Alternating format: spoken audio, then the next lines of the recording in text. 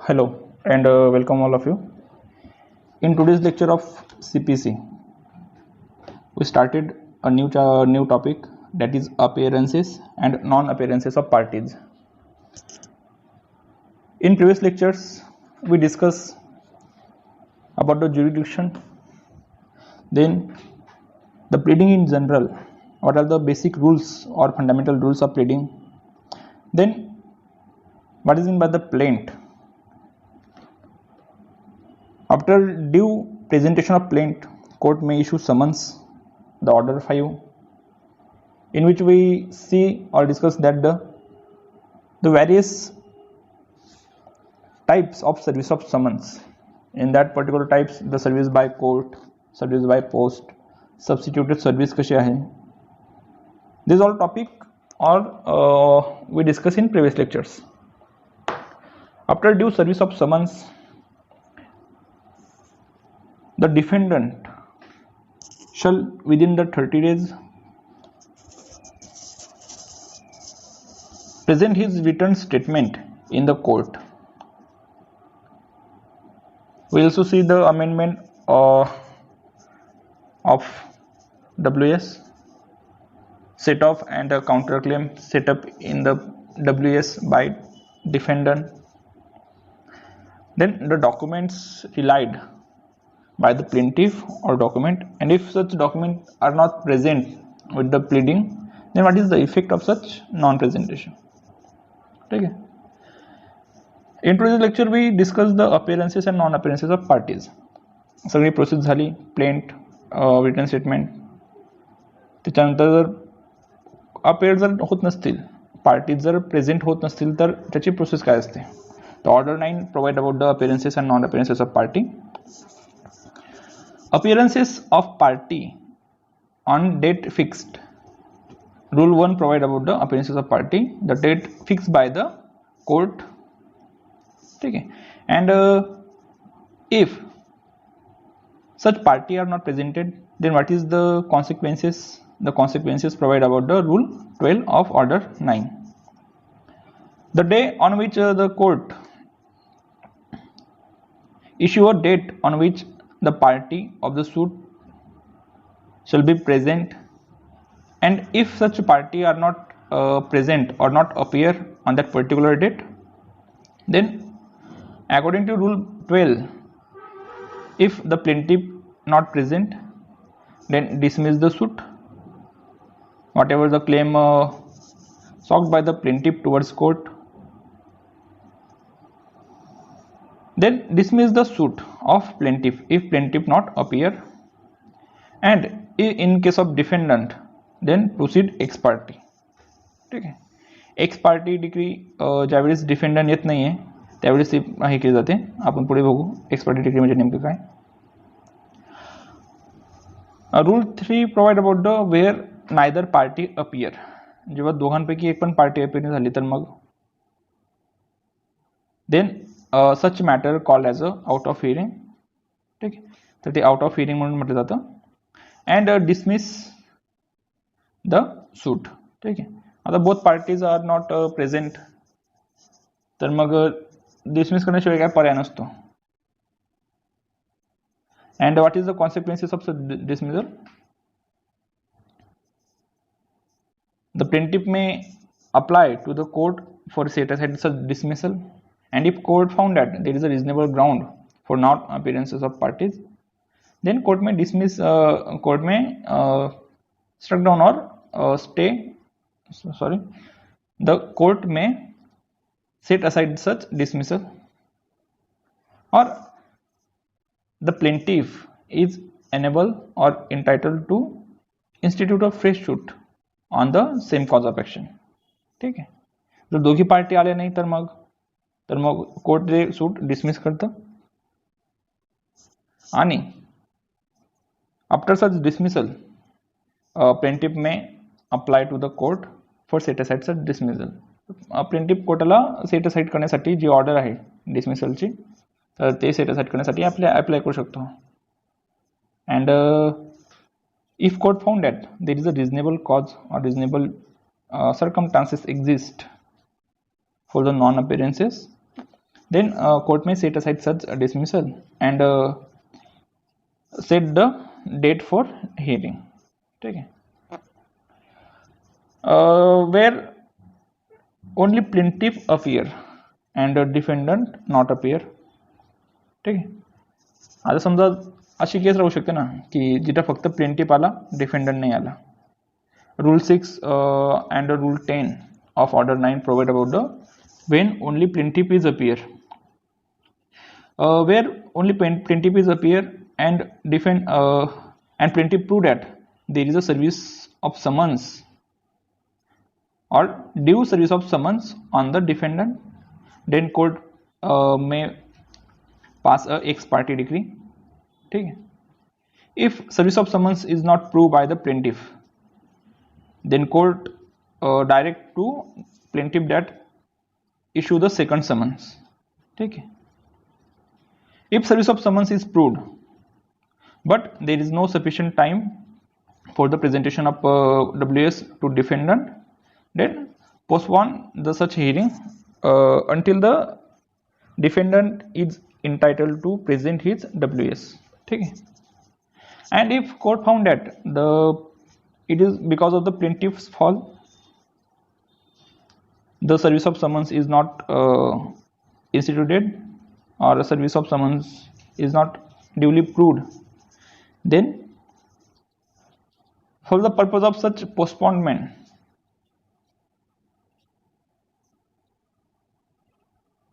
court may grant or court may cost on plaintiff or impose a cost on plaintiff.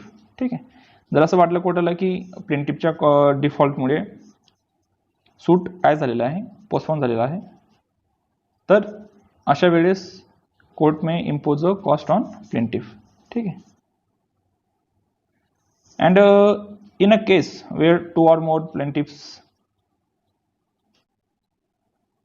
and one of them is appear, then proceed the suit. जर दोन किंवा दोनपेक्षा जास्त plaintiff असतील, एक जरी आला तरी court can proceed the suit. ठीक आहे, in case where only defendant appear and plaintiff is not appear, 8, 9 आणि 11 rule 8, 9 and 11 of the order 9 provide about the where only defendant is appear and plaintiff is not appear. ठीक आहे, तर अशा वेळेस काय, तर डिसमिसल ऑफ सूट. ठीक आहे, तर कोर्टाने काय करायचं, सूट डिसमिस करायचं except the admission of claim by डिफेंडंट.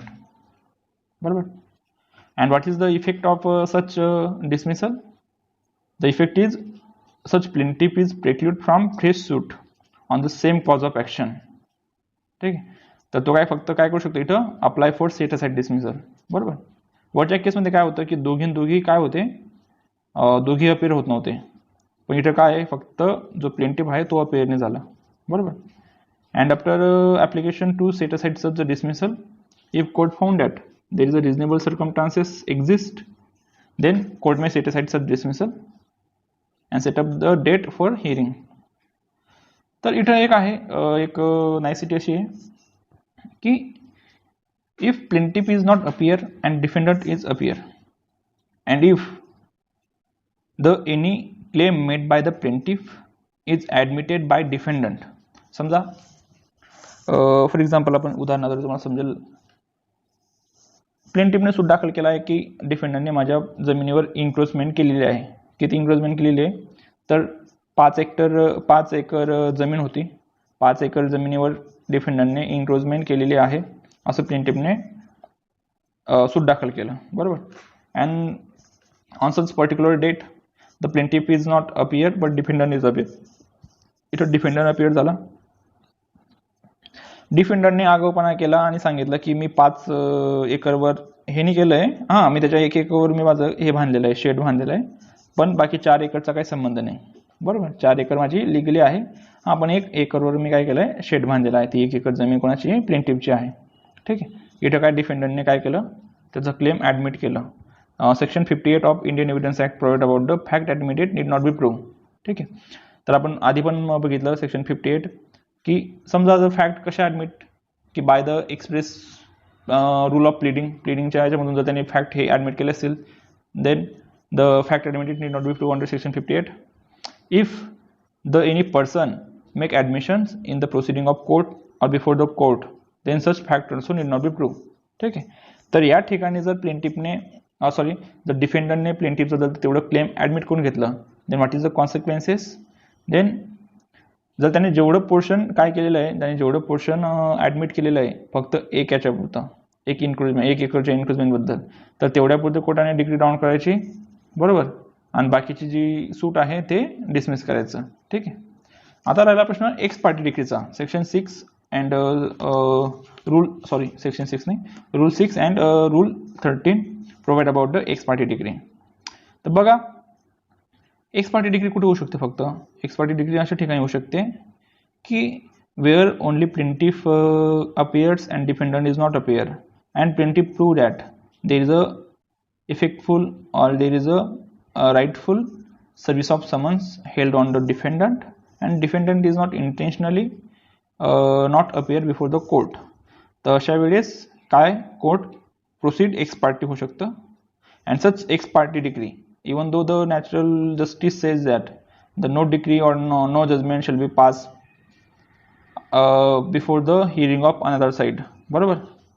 आता before of hearing of another साईडला आपण जोपर्यंत तुम्ही हिअर करत नाही तोपर्यंत तुम्हाला जजमेंट पास करता येत नाही, बरोबर. पण या ठिकाणी जर डिफेंडंटला जर रिजनेबल टाइम देऊन पण तो येत नसेल तर court may proceed ex party decree. Such ex party decree is proper, lawful and operate like a by party decree. ठीक आहे. And such decree has a all valid force of law. जो valid डिग्रीचा जो जेवढा force असतो तो याला आपण ॲप्लिकेबल होतो. Then what is the if any court proceed ex parte decree, then what are the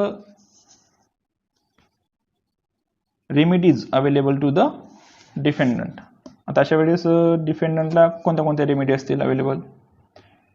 तर for the purpose of set aside x party degree he may apply for appeal, preferred appeal under section 96 subclause 2 subclause 2 expressly provide about the appeal in case of ex parte decree. And if there is no appeal or no appeal is available, then he may also apply for the revision under section 115. He also may review petition under order 47 rule 7. And if the ex parte decree which is obtained by the plaintiff is on the basis of fraud, समजा याने जर जो summons द्यायला जातोय त्यालाच विकत घेऊन घेतला आणि समन्सच त्याला पोचू दिला नाही, and if he defendant prove that the suit or the ex parte decree is obtained on the ground of fraud, then he can file a suit on the ground of fraud. ठीक आहे. तर बघा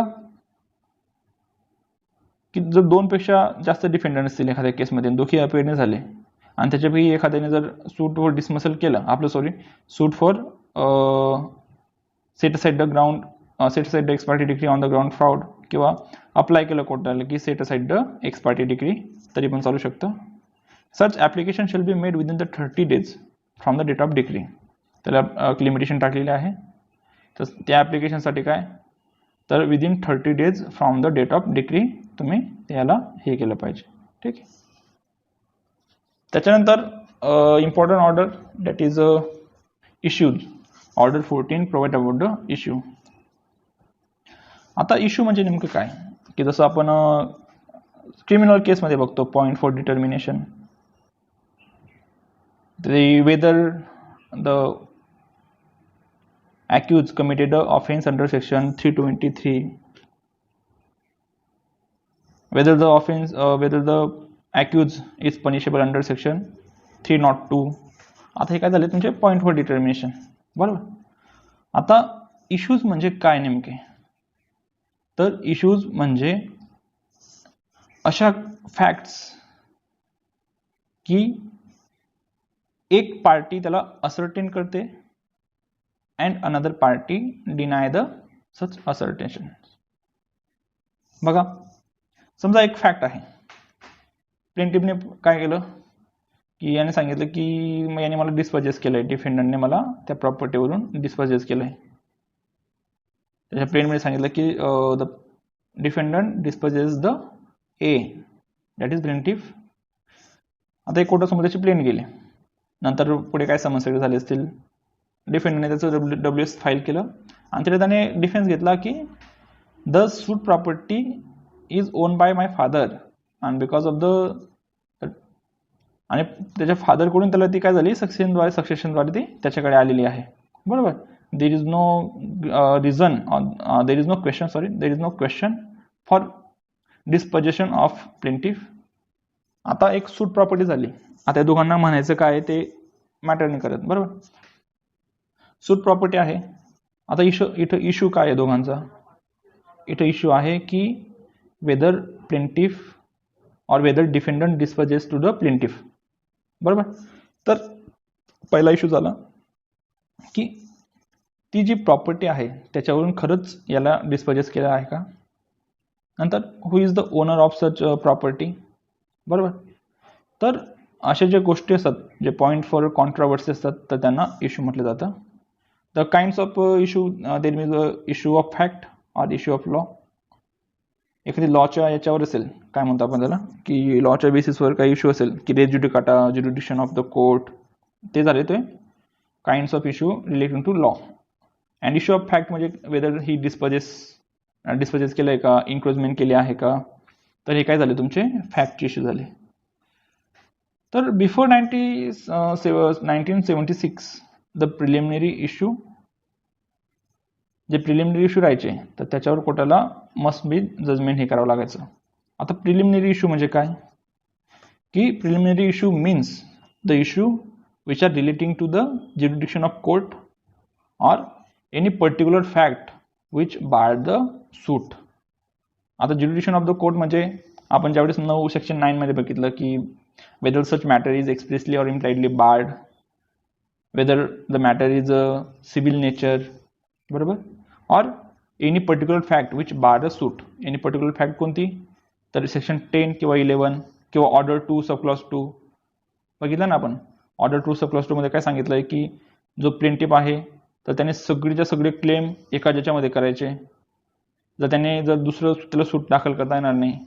किंवा section 10 मध्ये काय race सबज्युडाइस, की ज्यावेळेस एखादी कॉम्पिटंट कोर्टमध्ये सेम कॉज ऑफ ॲक्शनवर सेम पार्टीजमध्ये जर एखादी सूट काय असेल की तिथं दाखल केलेली असेल तर दुसऱ्या कोर्टमध्ये ते काय करायचं तर स्टे करायचं मॅटर.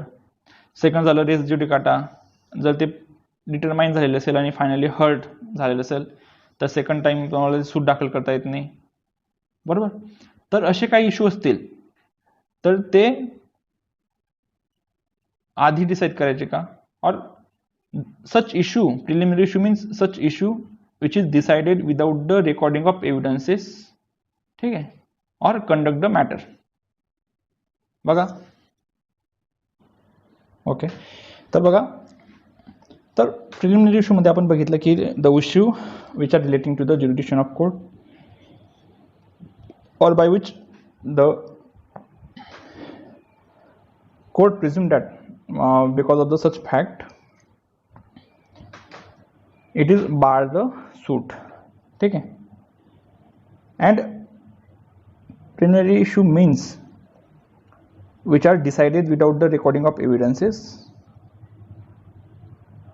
बरोबर.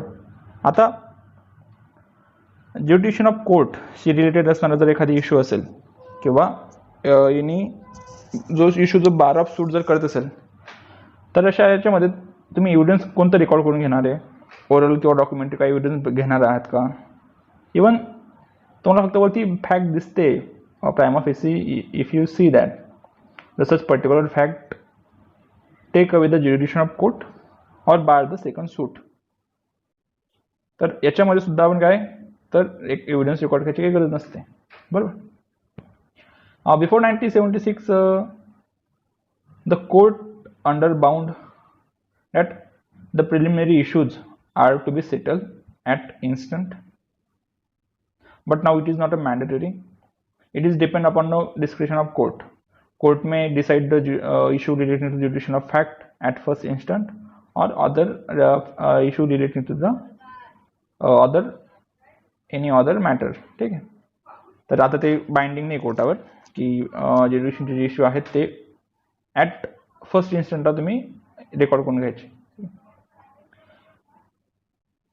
पण जर जेव्हा एखाद्या कोर्टाने ते फ्रेम केला issue, if any court frame the issue relating to jurisdiction of court, then he shall proceed and decide the first.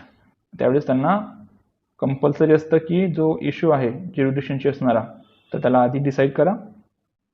And shall not proceed Wien entire suit dispose on the finding of the preliminary issue. आणि त्या मॅटरमध्ये dispose नको, म्हणजे जर त्या इश्यूवर जर matter dispose होत असेल तर त्याचं पुढे नका जा. ठीक आहे. तर इश्यूचं इम्पॉर्टन्स काय आहे? Issues are important in various aspect. these are guide the parties to lead the evidences. बरोबर. आता इश्यू तुम्ही सेटल केला आहे की whether the plaintiff is entitled for the possession of said property. आता हा झाला, काय झाला, हा इश्यू झाला. आता प्लेंटिफला माहिती आहे, डिफेंडरला माहिती आहे की इश्यू काय द्यायचे, या इश्यूवर एव्हिडन्सेस काय द्यायचे. How plaintiff is entitle for the purpose of possession, याच्या बेसिसवर तो एव्हिडन्स देईल. And how the plaintiff is not entitle for the possession of such particular property, suit property. तर अशा वेळेस कोण हे देईल, डिफेंडर त्याचे एव्हिडन्स देईल. बरोबर. तर त्या बेसिसवर काय करतं की issue guide the party to lead evidences. बरोबर. Then court shall not frame issues which not arise from the pleading. बरोबर. आता कोर्टाने पण स्वतःहून असे कोणते इश्यू फ्रेम नाही करायचे की समजा आता पार्टीजने केलं, पार्टीजने प्लीडिंगमध्ये प्रूव्ह केलं की whether plaintiff whether obtain possession or entitled to get possession from the defender. आता हे तुमच्या प्लीडिंगमध्ये आहे, तर कोर्टाने ते ओनरशिपचा वगैरे असं काही इश्यू फ्रेम करायचा नाही. जे पार्टीजने सांगितलेलं आहे तर त्याच्यावर इश्यू फ्रेम करायला पाहिजे. Then material for the framing of issue. आता मटेरियल कुठून गॅदर करायचं, आता काहीतरी इन्फॉर्मेशन पाहिजे ना की इश्यूज कसे फ्रेम करायचे किंवा काय करायचं. ठीक. तर any allegation made on oath by any person और पार्टीज. ठीक. इन प्लीडिंग किंवा जर डॉक्युमेंट काही प्रोड्यूस केले असतील, डॉक्युमेंट प्रोड्यूस बाय पार्टीज, तर अशावरून तुम्ही इश्यू फ्रेम करू शकता. Then after framing of issue at any stage before passing a decree, court may amend, alter or strike out any issue. Okay. And court consider that any particular issue is necessary for the determining the matter of controversy. Then court may alter the issue at any stage before the passing of decree. ठीक आहे. समजा आता कोर्टाने wrong issue frame करून टाकला आणि त्याच्यावर trial चालवली. Then court not the trial is not vitiated on the wrong issue or improper or defective issue. It is curable irregularity which is cured in appeal or subsequent proceeding. ठीक. तर असं झालं. त्याच्यानंतर order 15 provide about disposal of suit at first hearing. तर पहिल्याच हिअरिंगला सूट कशी dispose होते तर त्याच्याबद्दल ऑर्डर 15 सांगतं. If there is no fact, there is no issue of fact or law which is arise in the matter, that time such suit may be disposed at first hearing. Where there is a two or more defendant in the particular suit and one of them admit the claim of the plaintiff, then such suit is decided or such suit is decreed against the person or against the defendant who admit the claim of plaintiff. बरोबर. तर त्याच्या विरुद्ध ज्याने admit केलंय त्याच्या विरुद्ध ते काय होईल की ते सूट डिस्पोज होईल ॲट फर्स्ट हिअरिंग आणि जो अनदर डिफेंडंट आहे तर त्याच्या विरुद्ध ते सूट प्रोसीड होईल. ठीक. And where the summons is issue for the final disposal and the party fails to evidence which he relied. आता फायनल डिस्पोजलसाठी मॅटर लागलेला आहे आणि अजून पण डॉक्युमेंट कोणी हे केले नसतील, सॉरी एव्हिडन्सेस जर पार्टीने प्रोड्यूस केले नसतील तर अशा वेळेस पण फायनल डिस्पोजल म्हणजे डिस्पोजल ॲट फर्स्ट हिअरिंग होतं. Then party or pleader make any admission which sufficient for disposal. आता बघा एखादी सूट आहे, सूटमध्ये इश्यू आहे एक की whether the plaintiff is in title for the suit property आणि डिफेंडंट किंवा त्याच्या प्लीडरने सांगितलं की हां त्याने जमीन विकत घेतली होती आमच्याकडून, संपला विषय. तर याच ॲडमिशनवर काय होऊन जाईल की सूट डिस्पोज होऊन जाईल. ठीक आहे, तर हे झालं तुमचं ऑर्डर 15. जो रिमेनिंग आस्पेक्ट आहे, जे इंटरलोकेटेड ऑर्डर्स वगैरे, तर आपण ते नेक्स्ट लेक्चरला डिस्कस करू.